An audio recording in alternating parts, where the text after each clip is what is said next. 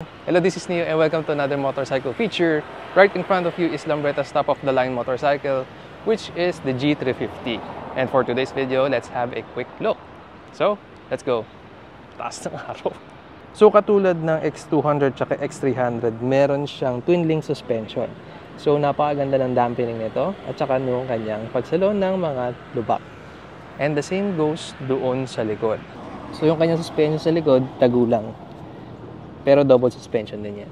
So, unlike sa X300 at sa X200, yung kanyang design is more like nasa 60s. Kasi may pagka-retro futuristic look. As in, tingnan nyo to, parang aeroplano yung itsura niya. Pero, may modern features. So, pag sinusiyan ko siya, actually, TFT siya. Mali lang yung oras. Anyway, ayan. Tapos, unlike sa X300, yung susi nito, ganito. Hindi siya keyless talaga. Pero may features naman siya tulad nitong find the motorcycle kapag nakaparking ka. Pag pinindot ko, iilaw yung kanyang turn signals. So, parang nag-hazard siya. And like the X300, yung fender niya nakadikit lang doon sa body. So, kahit i-turn mo yung handlebar, hindi sasama yung fender. So, ito, tulad rin nun, this is a double purpose na air duct.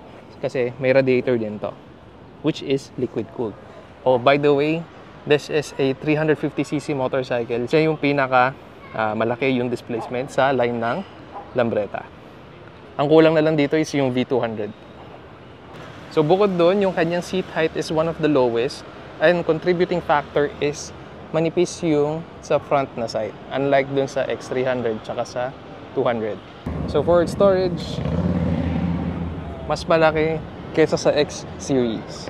And sa trademark ng Lambreta is yung kanyang passenger foot peg is deployable. Tsaka gawa sa bakal. So solid to. And because this is the top of the line motorcycle ng Lambreta, this is priced at 471,000 Philippine pesos.